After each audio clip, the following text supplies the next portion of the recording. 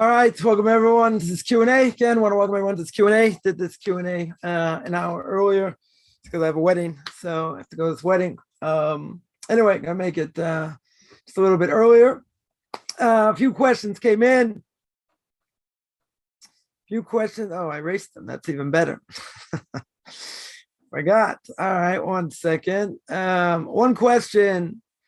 Let me get the question here. One question was, what's the Jewish position? What's the Jewish position on the similarity between some passages in Proverbs and the Egyptian? I don't even know how to pronounce it. An anemone. I don't know if that's how you pronounce it or not. That I guess there's a similar style in the language. I didn't sit there and go through it. I'll take the person, for their words. That let's say there's a similarity. Let's say there's a similarity between this Egyptian, whatever it is, and King Solomon. Right? And what King Solomon said. Now, does that matter? Does that matter if there's similarities? Why? What's the problem? What would I say? I'd say, well, maybe King Solomon got it from that. Right? Because I got to, when I was studying by the conservative movement, so I took a class in biblical criticism, which either their claim was, either made someone atheist or Orthodox. Go figure. Right? Go figure. That was their claim to fame. So at the beginning, they would say all the Torah is holy, holy, holy, holy, all this. And at the end, they also made the same claim. The Torah is holy, it's holy, it's holy, whatever, and anything in between. So what they do, they compared stylistic similarities between, the Torah and Hammurabi's code. Right? The Torah between other things. Now, the Torah came before. Torah 100% came before.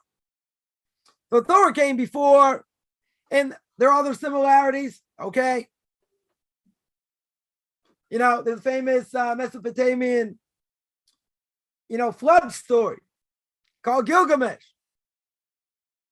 You want to say the flood of the Torah speaks about the same? It was based on theirs? I don't think so. And what if, and that was sort of my answer, which the person didn't like. So now I'll explain it more. The answer the person didn't like was that my question wasn't if they're similar. So what do I care if there's a similarity between Proverbs and this Egyptian anemone, whatever it's called? So I said, who cares? You think King Solomon's the wisest of all men? You think King Solomon looked at other things? Oh, that's so interesting. I'm gonna make what I say similar to that. He had power over demons. You want to tell me? You want to tell me he did something similar to them? I think he's a lot smarter than that. Right? So the question is, what if this Egyptian, anemone, whatever it's called, I don't even know how to say it. Anemone, whatever it is, what if it was first? Right? What if it was first? So what? What do I care if it was first? Right? Doesn't matter. What's the assumption? What's the assumption over here? The assumption is if it's first, then King Solomon based what he said on this Egyptian thing. Now, I'll ask you the $1.5 million question. The $1.5 million question is, as I answered before, and again, this person probably won't like the answer either. And that is, if King Solomon's the wisest of men, the wisest of all men, I don't think he's going to copy some stylistic whatever from some Egyptian who knows what. It doesn't matter. Right? It doesn't matter. What are you going to tell me? Plagiarized? What Mr. Biden did 100 times? No. Right? King Solomon, as we understand, the greatest mind, the wisest of the wise. You think the wisest of the wise needs the little people? He probably doesn't need the little people. Probably doesn't need some Egyptian mumbo jumbo. That's what we'll call it. I like that name. Egyptian mumbo jumbo. Who cares? You think he based it on that? I don't think so. And if they are similar, so doesn't mean anything. Right? The claim would be, so you know what that would mean? That means there's something of truth. There's something in truth in these Egyptian things. Maybe there is. Maybe, maybe there's something interesting being said over there. Okay? There's a little bit of truth in everything, isn't there? It's not absolute truth. We know King Solomon to be absolute truth. We know what he says is good. He's got a track record. So it doesn't matter. Right? In the bigger scheme of things, it doesn't matter. That would be my answer to that. Next question came in, and this is going to be a doozy of a question. And that is, how should I know how to JIT, a Jew in training or a Jew? Right? We're not going to discriminate over here. How should I know how JIT or a Jew behave around and treat homosexual people?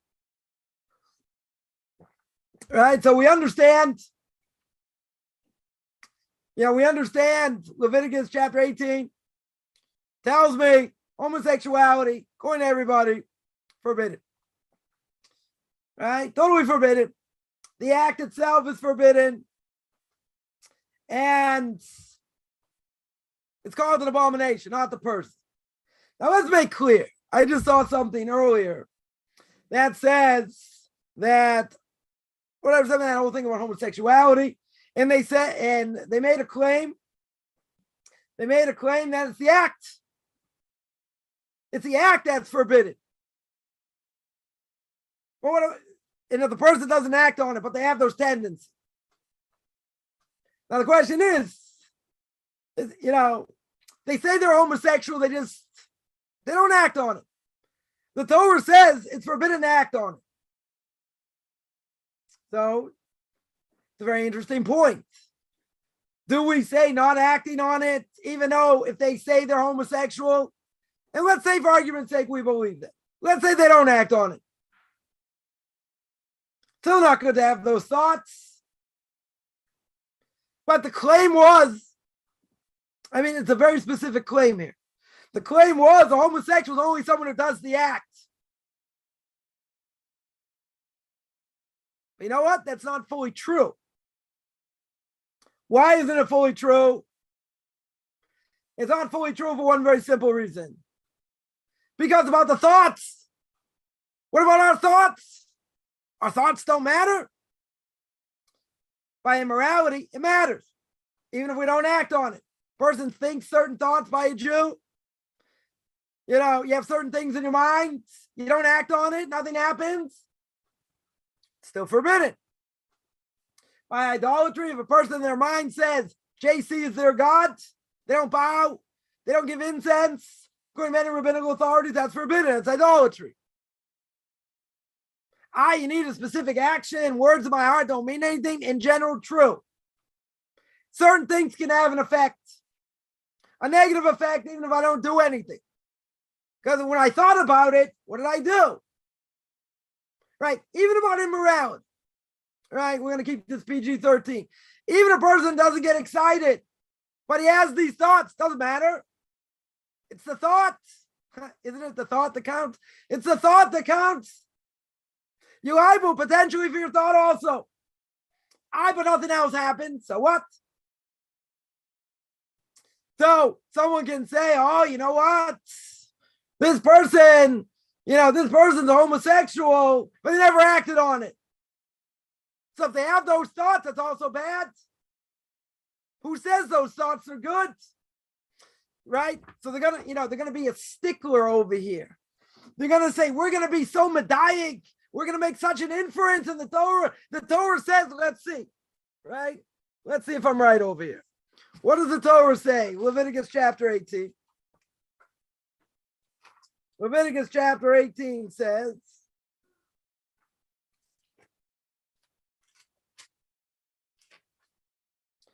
chapter 18, verse 22. Book of Leviticus says, you shall not lie with a man as one lies with a woman. It's an abomination. Right? So what is homosexuality? Intercourse between a man and a man. So the act itself, God states clear, as the Torah says, it's an abomination. It's an abomination. Now, what about the thoughts? What if he doesn't act on it?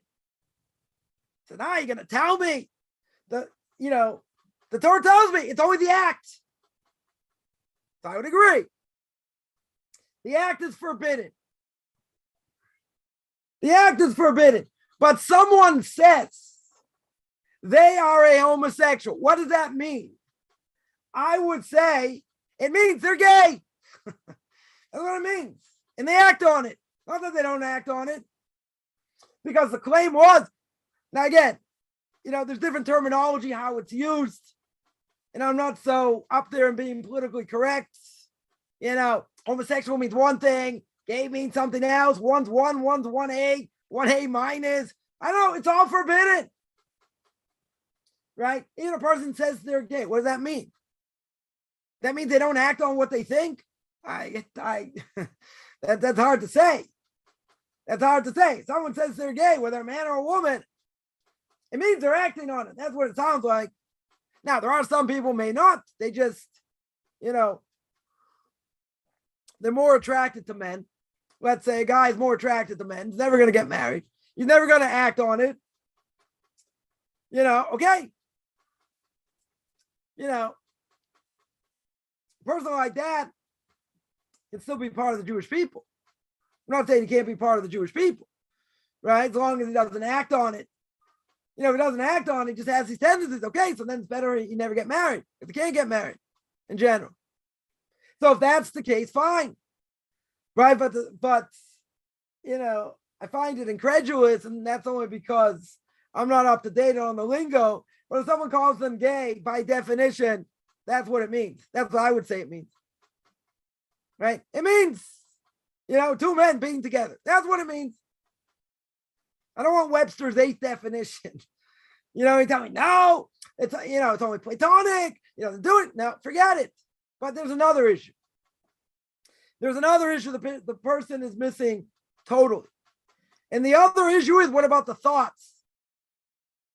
You're going to say, come on, it's born that way. It's a gene. Well, I got a lot of bad genes. I can tell you. Other people will tell you. Got anger genes, miserly genes, screaming genes. Get all kinds of bad genes. So what? What are my bad genes? I mean, I don't have to work on them. And we're inclined in certain ways. Certain things are part of our psyche. You're right. Makes it very hard to repent if they're part of your psyche. I agree 100%. Very, very hard. Now, that being the case, if a person acts on it, are they under onus? It's not an onus. They do it willingly. But you say, come on. My father was an alcoholic. My mother was a drug abuser. What do you want from me? Or my father was a mafioso. What do you want from me? What do you mean, what do I want? God says you're not supposed to do that. But you were born into that. Who says you had to do it? I'll give a very relevant example. Go on YouTube, Google Nissim Black, listen to his story. Nissim Black today should be dead, according to him, not according to me. According to him, he grew up in a crack house. Parents were addicts. Police came many times, raided them. He said he's lucky to be alive. Not my words. And he got out of it. Came to Christianity, came to Judaism. He came up from a messed up place. Really messed up place. Is it possible to come out of? Yeah. Does everyone come out of it? No. Only the few survive. So he was born into such a thing. How do you overcome that? That's real hard. But he did. He absolutely did. Doing unbelievable things. So let's make a distinction. I don't care about names. You want to say gay, you want to say homosexual, whatever. You can call it whatever name you want. By definition, to me, what it means is you're being with someone else of the same sex. That's what it means. Now, if a person would say, I'm not doing that, that's what I identify with. And I'll never get married, the guy says. But that's what I identify with. So I consider myself gay. Okay. Is there a problem with that? According to Judaism, there's a problem with it. It's called immorality. It's called something, I don't care what tendency it is.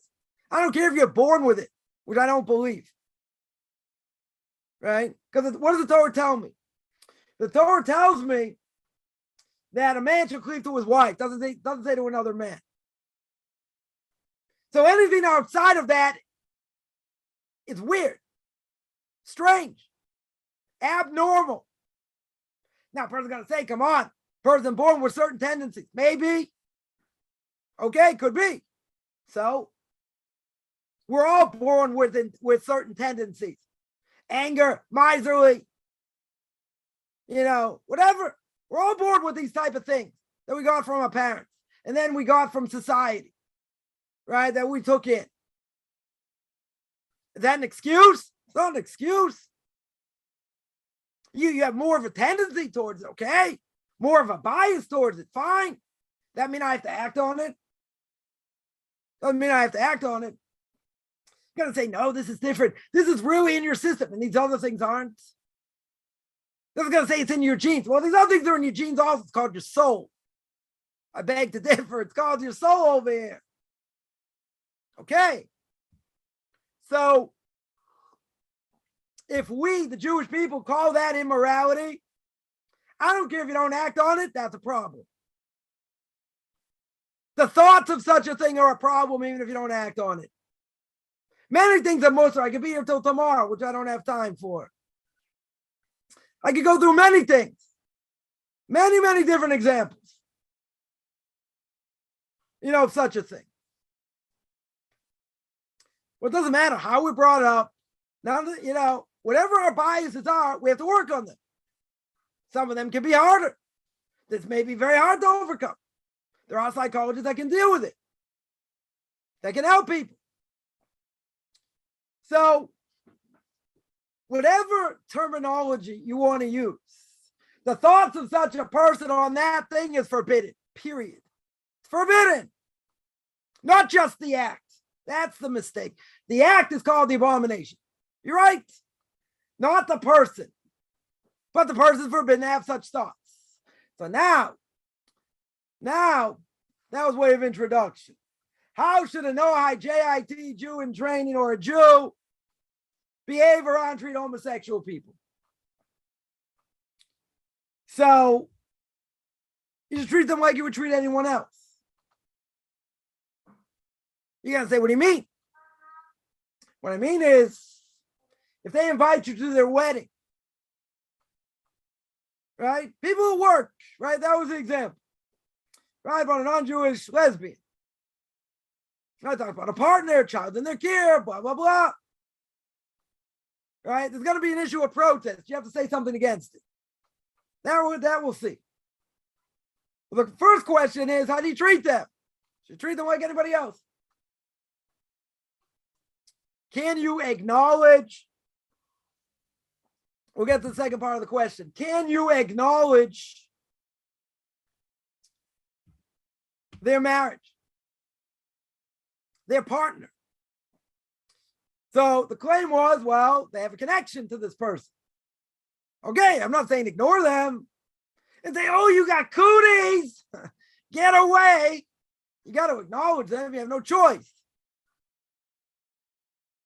At the same time, they talk about their wedding, this and that. You don't have to say anything. You know, if someone's giving over, we mentioned this before, you know, someone asks a question, which is really not a question. And they say, yeah, we're planning this, we're planning that. Okay. You know, we're doing this, we're doing that. You don't have to answer. They're not asking a question. You know, if they would ask, which I don't think, if they know where you hold, you know, what you stand for, and they ask, no, what do you think about our wedding plans? Now you're in a dilemma. Now you're in a dilemma. So what do? You got to tell them. You got to tell them it's forbidden. And you know, you want to do what you want to do, that's fine. I'm not going to say it's okay.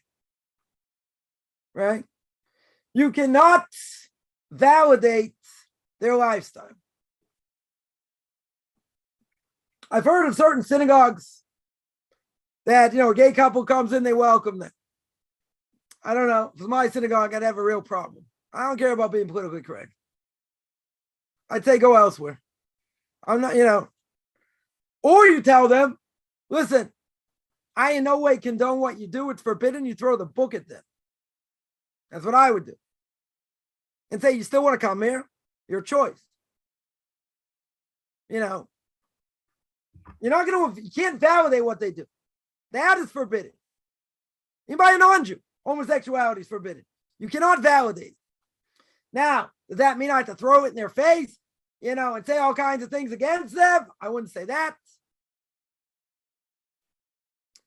You can, you know, you have to try and avoid, that's what the person says there. Try and avoid any topic relating to the lifestyle, yeah. That you have to do. If they make it blatant and open and this and that, you don't have to answer. You know, you're going to say, okay. Yeah, but if they say, so what do you think about this? Then you got a problem. You can't say, oh, that's so nice. There's no way being politically correct here. The only question is damage control. And you ain't going to come out smelling like a rose. That for sure not. I can tell you if I enter marriage, I certainly didn't come out smelling like a rose. I still got people saying things what I said, whatever, years ago. Okay. Damage control. What are you going to do? People want me to admit into marriage is okay. Can't do that. Not going to do that. But it's not a problem with my kids. You're right. Your kids have nothing to do with it. It's your problem. It's not even your spouse's problem. Spouse has no problem. Non-Jew, not a problem. It's your problem. They don't want to hear that. They get validation from everyone except me. That kind of stings. I'm not going to roll over. Doesn't change anything. Did I come out smelling like a rose? No. Because I won't admit it's right. And it's not. Period. You're just never going to hear it out of my mouth. So how do you deal with it? Okay. You have contact, minimal contact. It's the way it is. You know, not perfect by any stretch. Not much you can do. Some people would say, when it comes to an intermarriage, you have no contact at all. Right? In this case, you can't say that. You work with them. You can't say you're not going to have contact. So then the question was, okay, you avoid any topics relating to their lifestyle.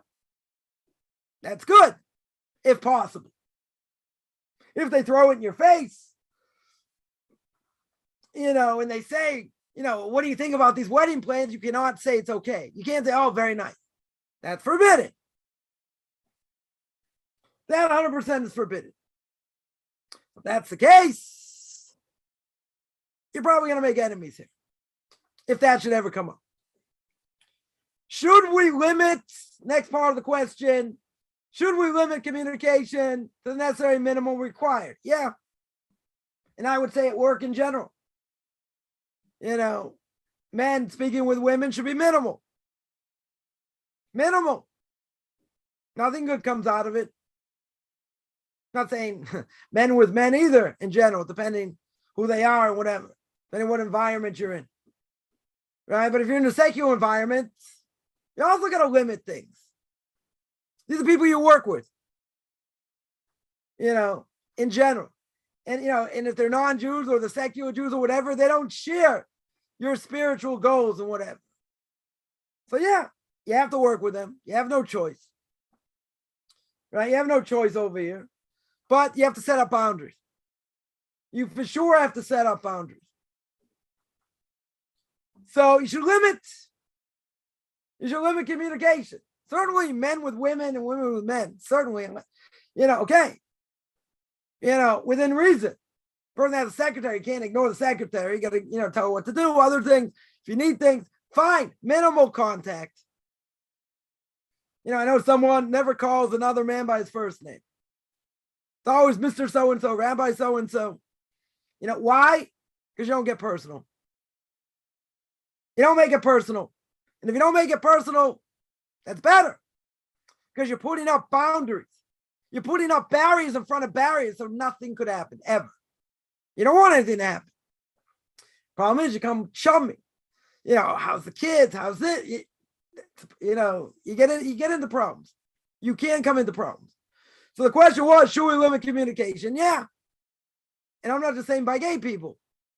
I'm saying men with women, women with men. And people don't, okay, we're going to be egotistical here. People don't think the way we do. You know why? Because what they say can have damage. What they say about it? All kinds of things. Can cause all kinds of damage. You don't want to hear certain things. So you limit it. It doesn't matter what people think. Unless, there are certain things you may have to do to show you're part of the team.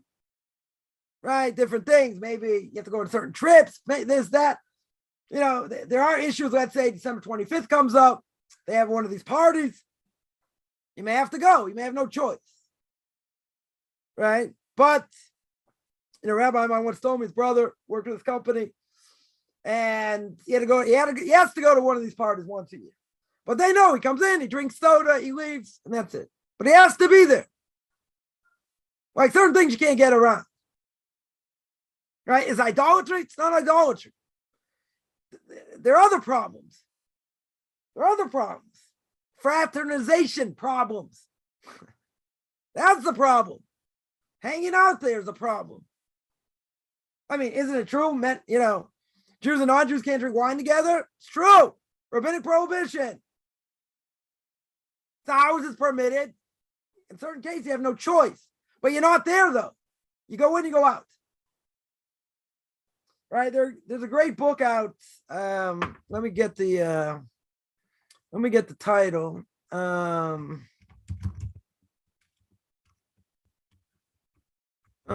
second.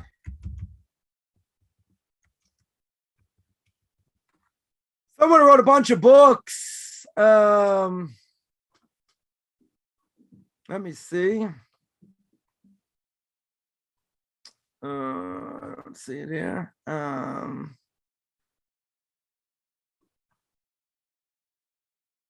Maybe 1 second. That's right. Let's see, this should be it. Yeah. 1 second. Yeah, there's a book out there, a few books actually. I'll put it up here. It's by Rabbi Ari Wasserman. It's called Making It Work, a Practical Guide to Halakha in the Workplace. Right, there's a woman's guide also. I'm going to put it up here. Oops. 1 second. Let me just put it up here.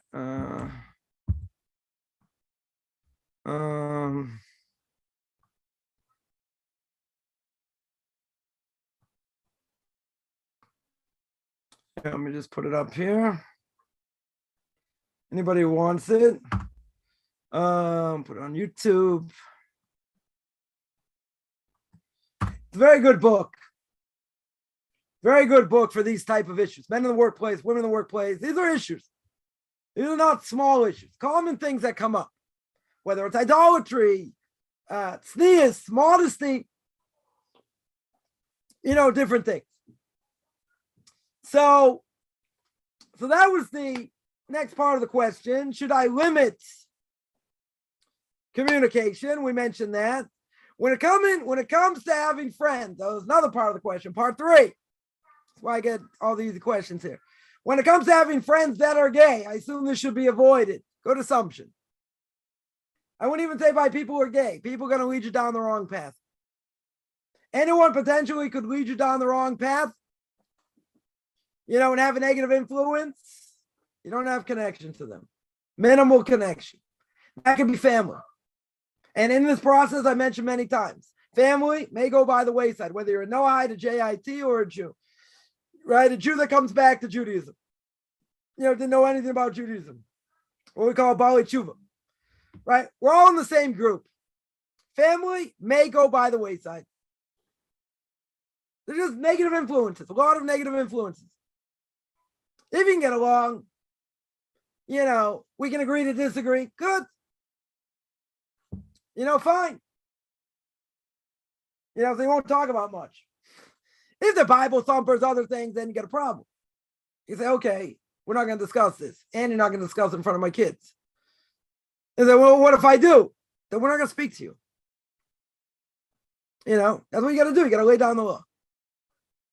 When I was first married, we had kids. Told my in-laws, do you want to watch TV? Upstairs. Not for my kids. My kids, okay, we'll put on some, Uncle Moshe videos, whatever. But, we laid down the groundwork. Kind of cruel. But I said, you want us to come. This is what we need to do. We didn't say you can't watch it at all. I said, okay, in the living room, you're not going to watch it, period. I had to educate my kids. That's what we did. So you nip it in the bud. You set a precedent. But if someone's going to say, well, I'm not going to do that. Okay, I'll stay in a hotel. That's what we'll do. You want me to stay here? That's what you're going to have to do. Don't think that didn't cause problems. But whatever, you got to do what you got to do to protect yourself, protect your kids, or whatever. So in that case, family may be an issue. Very well may be an issue. I'm not saying it has to be. Everything can be great, but I'll tell you like this. Everything can be great. You can agree to disagree. Tell them you don't eat in their house anymore. When you tell them you don't eat in their house anymore, that's when it stops. That's when it's over. Gets a little more personal. Now, does that mean across the board that's going to happen? No. But in most cases, I would say in most cases, you're going to have issues. There will be issues. So, should you avoid people that are gay as friends, and have them as friends? Yeah. Anybody that's going to have a negative influence or potentially negative influence. And you're going to run into all kinds of problems here. Because you cannot, you're friends with them, they bring someone else, this, that, you got a problem. You're gonna have to validate what they do at some level. You can't do that. If they are Jewish, you would rebuke them. It should be rebuked. Now, you have to tell them, how would you do it? It's a good question. The reality is, if you see a Jew, a Jew desecrate Shabbos, what's the first reaction you should have? The first real reaction you should have, you should scream out Shabbos. That's what you should do. Now, if you did that, I guarantee the Jewish person is not going to say, oh, Shabbos. That's what it is. I'm going to start keeping Shabbos now. There is a claim. If someone's not going to listen, we don't have an obligation to give rebuke. Right? But these laws are complicated. Even if we don't know how to give rebuke. You still have to give rebuke. How often and whatever, okay, that's a discussion. So how would you give rebuke in such a case? If they were Jewish, by the way, non-Jews are also forbidden. So you'd have to give rebuke to non-Jews. The question is, that's an interesting question. Do you have to give rebuke to a non-Jew for his own mitzvahs? So my Rebbe says no. He says you don't have to give rebuke to them. Right? You don't have to draw them close. I've spoken about this a number of times. Right? There's the verse in Leviticus about rebuke says it says to rebuke your people, not non-Jews. I don't have to go out and give rebuke to non-Jews. Right? So in this case, by non-Jews that are lesbians, I don't have to rebuke them. They're non-Jews. Okay? They're non-Jews. A Jew, you got to give rebuke to. Now, how would you do it? It has to come out of love. You can't scream at them. You can't have a chip on your shoulder. You got to do it out of love. Say, listen, I'm really concerned. This is a terrible prohibition. What the Torah says. Tell them what the Bible says, and it's a terrible thing, and it's forbidden, and they can tell you go to hell. They could. They can tell you I don't care. This is what I'm going to do, whatever. But you have to do. It should come out of love. That you're concerned. You're not going to walk up and say you deserve to die. You're an abomination. You're a walking abomination. Wouldn't do that. If you have a connection to them, you have to tell them. You for sure have to tell them. So I try and do it in a softer way. That you care, that you're showing concern. Not that you just want to hammer them, because you hammer them about a lot of things, right? Probably a lot of things we need to give rebuke about. And a lot of people just say, well, we don't know how to give rebuke, and he's not going to listen anyway. And then they say, oh, that's okay. That's, it's a very complicated thing. It's a very complicated thing, as we mentioned. So if that's true, if somebody wants validation, that's for sure not. If you put in that position, there's nothing you can do. And if they get offended, so be it. You cannot validate. Now, the question is, what if I say nothing? Now, if they know what your stance is, I don't think that matters. You still have an obligation to say, this is wrong. You know what the severe punishment is. They don't get a free pass. You don't get a free pass. By just saying we're going to let it go. They know what I think anyway. It could be. Could very well be. They may not care what you think. Right? So isn't that enough rebuke? They know what I think? No. You know why? Because you can give rebuke. You didn't open your mouth. You didn't say anything. Totally didn't say anything.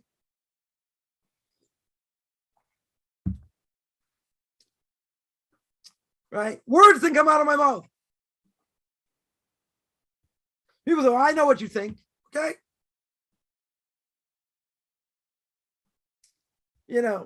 If I feel it's important to rebuke someone,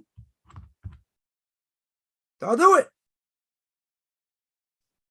What exactly, is the boundaries? It's a huge thing here. Do I have to rebuke them every time? No.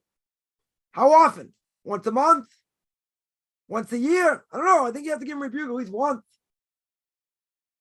At least once. at least try and open up a dialogue. They don't listen, they don't listen.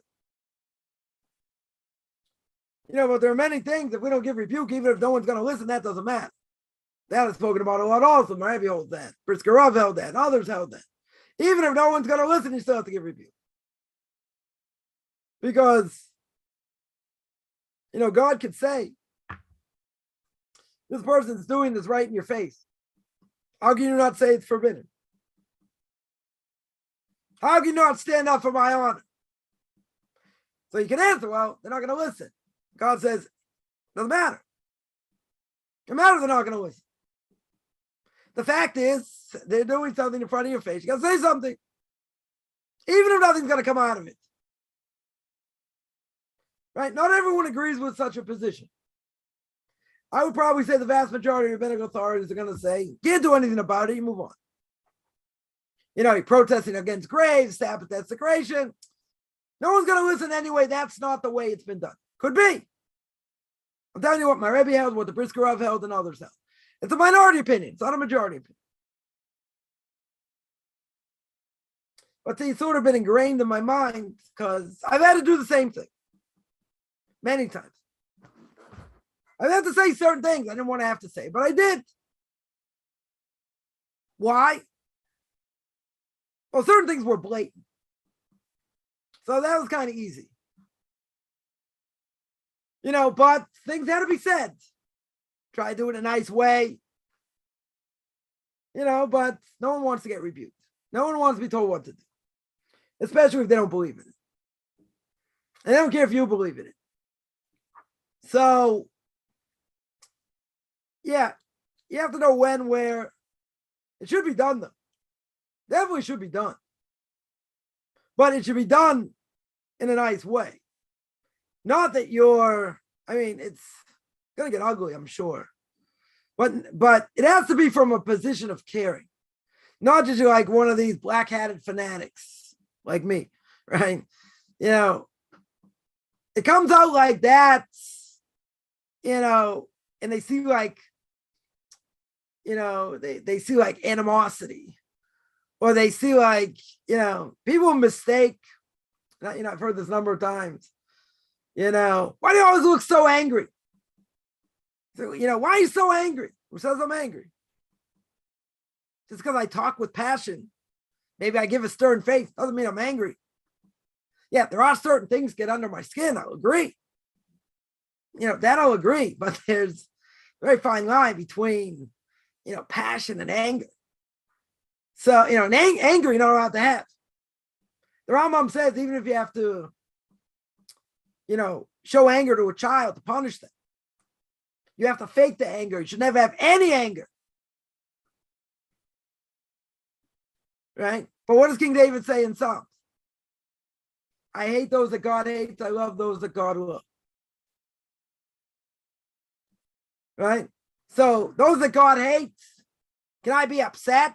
They're going against God? Sure. 100%. And King Solomon says in Ecclesiastes, time to love, time to hate. You can't hate a Jew in your heart. You can hate what they do. You can despise what they do. So say, oh, that's fanaticism. It's passion for Torah. There's love for Torah. That's a whole different thing. Not anger. Yeah, plenty of things I am angry about. It's true. But don't mistake passion for anger. Right? And things that God hates, I also hate.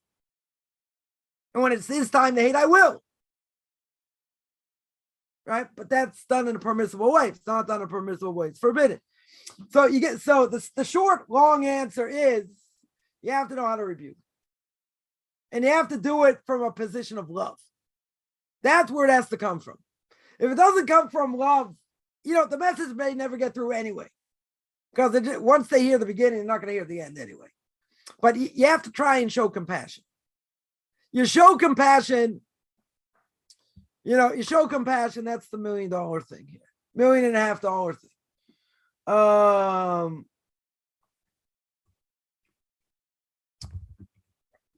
That's what I would say on that.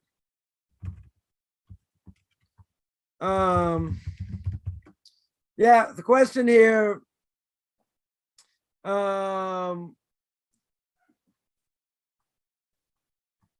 second.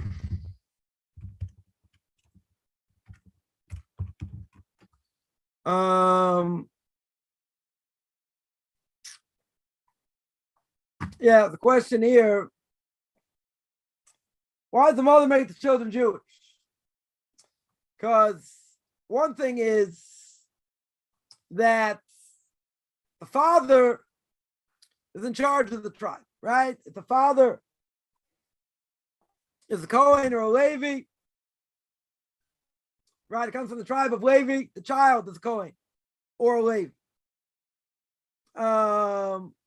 So the question is, now by a Jew, not necessarily by the tribe, I mean, obviously they have to be Jewish for that, but by a Jew, we go by the mother. We go by the mother. If the father's not Jewish, we know that the child isn't Jewish.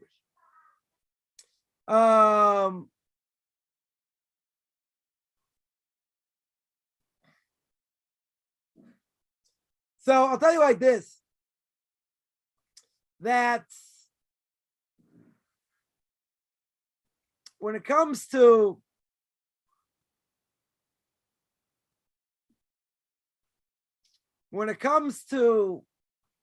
this question itself, which, it's a mixed marriage. You got a mixed marriage. So within the Reform and Conservative movements, they acknowledge patrilineal descent. Go after the father. Orthodoxy does not. Now, again, there's the whole thing, external, internal, difference between men and women, not going to go there. Right? A lot of difference between men and women.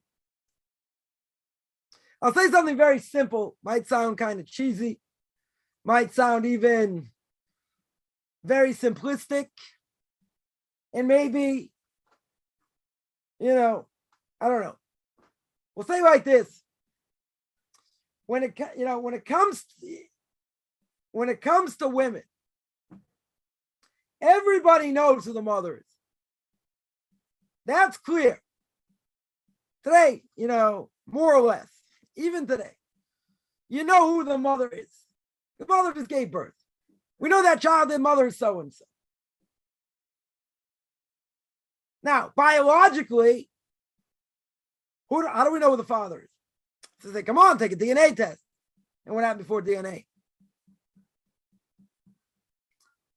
Right? So if the person's married, we have a general rule. The general rule is that the child should be the mother's and the father's. Right? Sorry, the child should be the father's. Why? Because the majority of relations goes after the father. The general rule, Talmud says. So if that's true, who's the father? Practically speaking, the father. How do you know the women, the mother, not commit adultery? Well, I don't have any evidence. Here I have a majority. Right? Majority relations after the father, unless there's other information to knock that out. So good. That's how I know who the father is. Right? That's how I know who the father is. But the mother we know who it is. So in today's day and age, you never know. But you're going to say, practically speaking, what about DNA test? Doesn't DNA test show that, why doesn't DNA test show that? Should show that.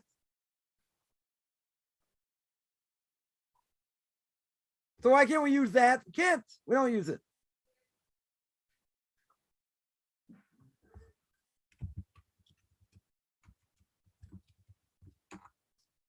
All right, we're not going to do that.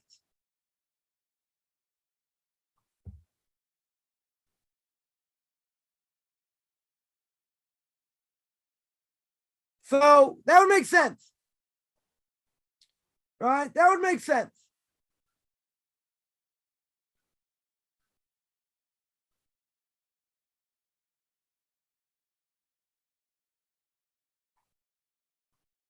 Now, what's a deeper understanding?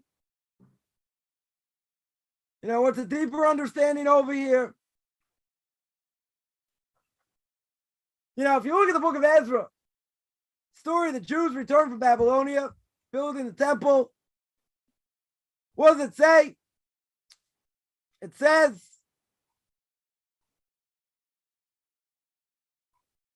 Shachni, son of Jechiel, son of Elam, raised a voice and said, we betrayed our God, taken to foreign wives, blah, blah, blah. Let's make a covenant with our God, expel all these women, in accordance with the bidding of the Lord.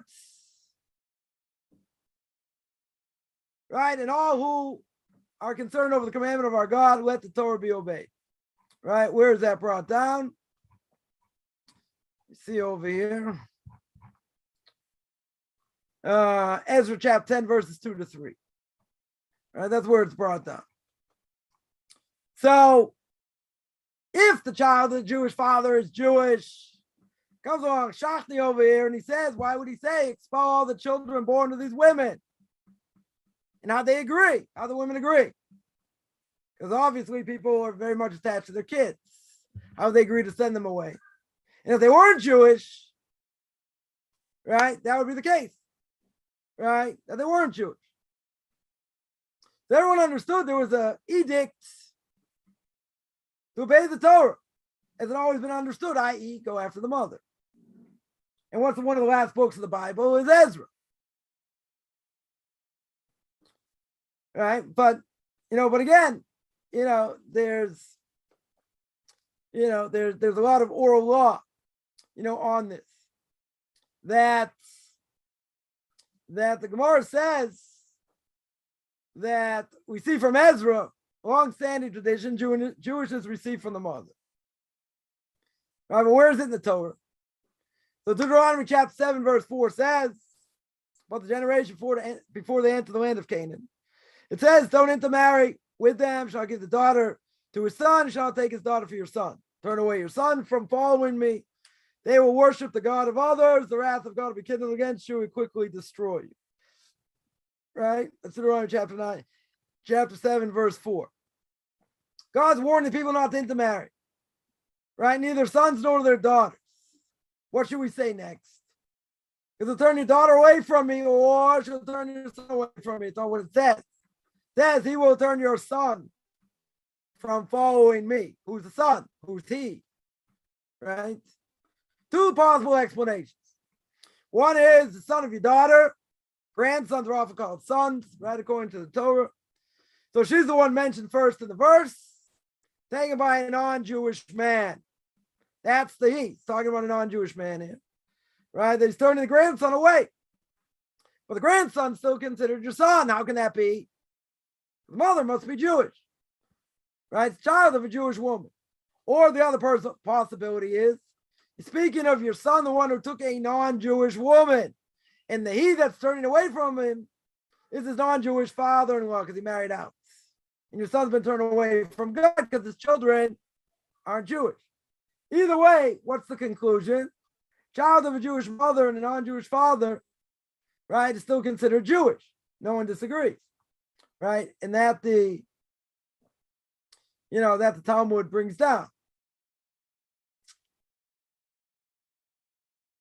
So you see clear over here that the mother, even married to a non-Jew, the child is Jewish.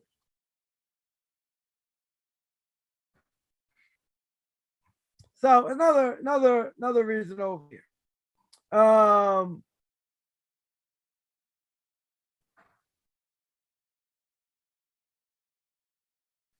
That's what I would say on that. Someone asks, can the fur from a non-kosher animal be used as clothing? Why not? Non-kosher animals I'm allowed to get benefit from. Can't do business with them, per se. I mean, make money from them in business. But I could use a non-kosher fur for clothing. Alligator skin boots. Why not? Hides of animals for belts. Not a problem. Kosher or non-kosher. Be allowed to. That's not forbidden to get benefit from. Can a Noahide proselytize to another non-Jew? There's no mitzvah for a non-Jew to try and convince another non-Jew to keep his mitzvahs, to keep the Noahide laws. Right? There's no mitzvah.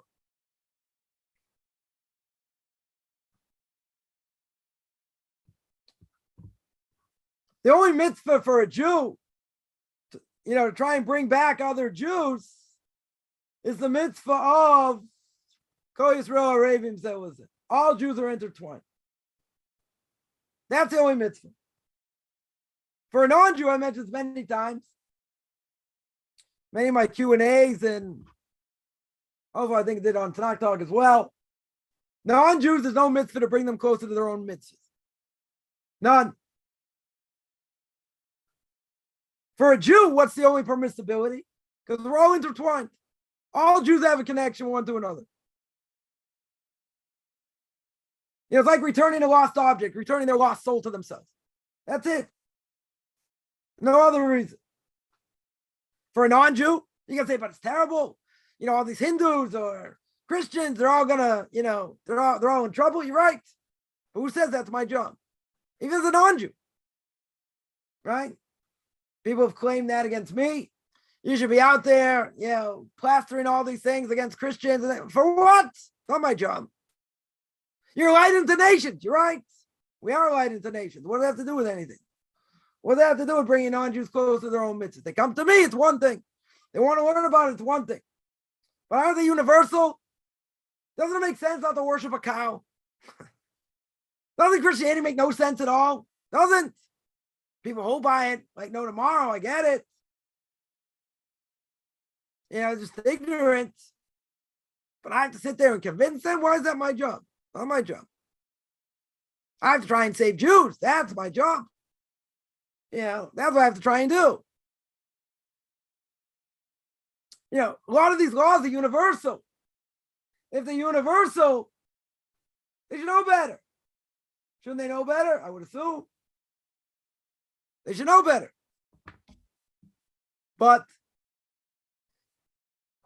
they get lost. I've had a number of people tell me, look at all these people going to get wiped out. It's tragic. What can we do? They're going to get wiped out. So someone's going to say, well, it's not their fault. What do you mean it's not their fault? Whose fault is it? People in the worst off of countries have internet access. They can find information if they wanted to. Yeah, but they've been brainwashed. We've all been brainwashed. Society brainwashes us, so it's not an excuse. By non-Jews, it's worse because these laws are universal. They're not things we don't know about, never heard about. I didn't know I was allowed to cheat on my taxes. That's not stealing. I don't want to give Uncle Sam 35% or more. I worked hard for this money. We put the plug on Uncle Bob. He was going to die anyway. Put him out of our misery. He's suffering anyway. We don't want to suffer anymore. Why is that murder? No, that's mercy. What, you don't know that's murder? Because you have an agenda. You were brainwashed by society. You had a choice. Everyone's got a choice.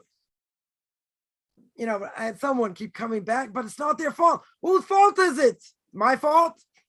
Whose fault is it? They get caught up in a stupid agenda. And they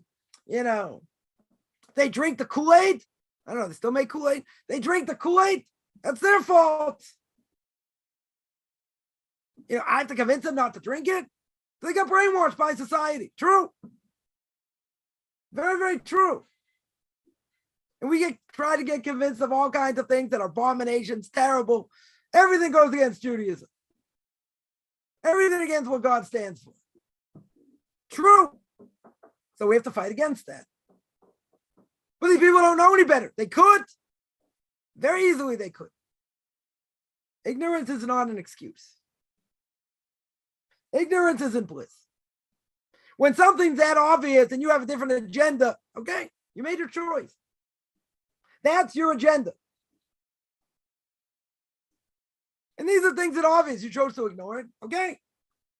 Is it my job? That's my job to fix it. My job to be out there to convince. That's not my job.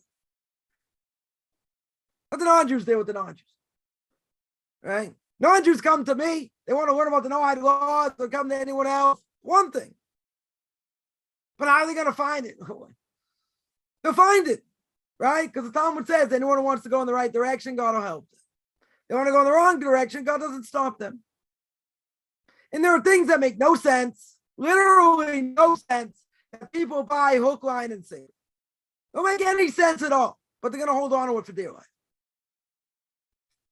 Right? You know, someone got 25, 30 proofs against the fact that he's not the Messiah and everything else.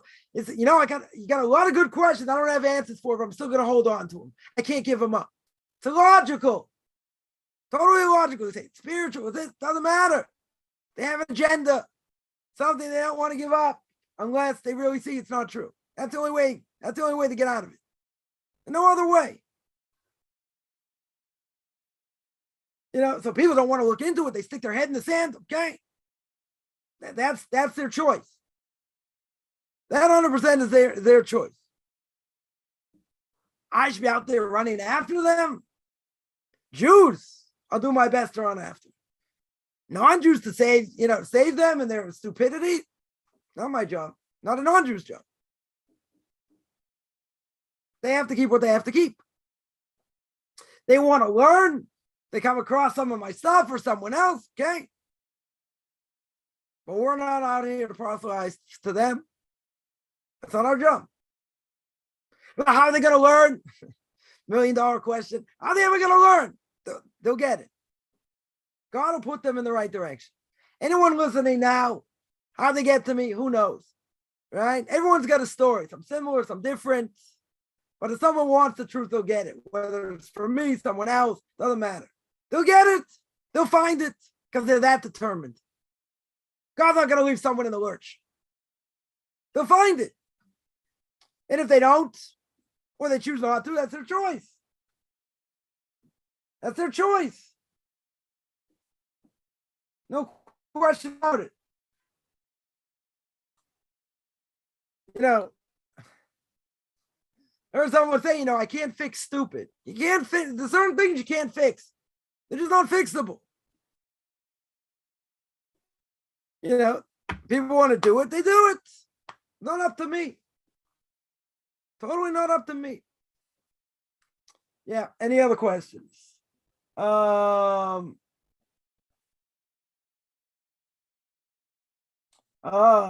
Noahide live as a family is a Hindu. Yeah. They serve you ritual food. Is it idolatry?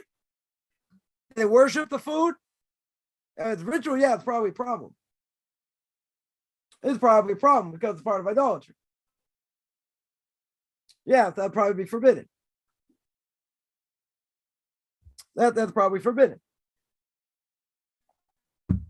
Because if it's used for idolatrous things, for ritual, yeah, that would be forbidden. That's definitely a problem. If it's food, let's say, okay, let's say a blessing over it, this and that, that doesn't, that doesn't mean anything. If it's used as part of a ritual or something, yeah, that's a different issue. That would be a different issue. That would be idolatry. Or that would be an offshoot of idolatry. Let's say better. Yeah, any other questions?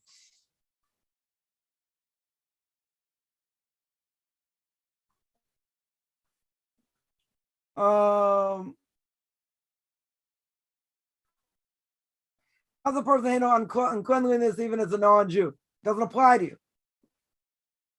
Doesn't apply at all. Any of these laws, purity, impurity, azav, ziva, which don't really apply today anyway, in general. But all these things do not apply. There's no impurity by a non-Jew in general. So it doesn't apply. Totally doesn't apply. You want to avoid all these things? It doesn't matter. You can eat crabs. You could eat, I don't know, shrimp. You could eat creepy crawly things. Many things don't affect you at all. Totally don't affect you. So now you want to have a higher awareness, this and that. Okay. Right? But just know it doesn't affect you spiritually. Not like a Jew. Right? Now, if you're talking about food, That would be my answer. If you're talking about in general, bad thoughts, immorality, okay, there's Musar. There are books of Musar to read. We have to learn how to control our thoughts, control our actions.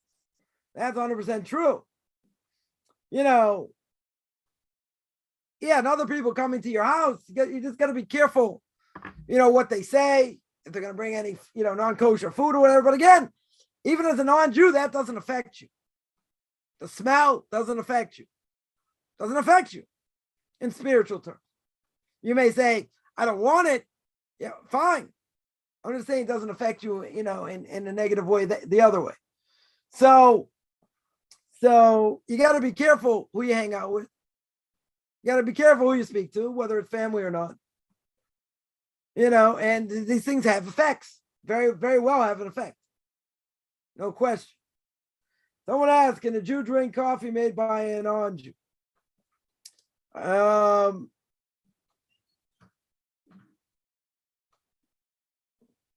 If the Jew, let's say you made them coffee, and the non-Jew put in sugar, and the Jew put in sugar, fine. Or the Jew put in milk. Jew has to do something to finish it. If the non-Jew made it from beginning to end, my Rebbe would hold you can't drink it. That a Jew wouldn't be able to drink it. But if the Jew did something in the process of cooking it, right? Put in sugar, put in milk or whatever to finish it, that would be okay. Yeah. Any other questions?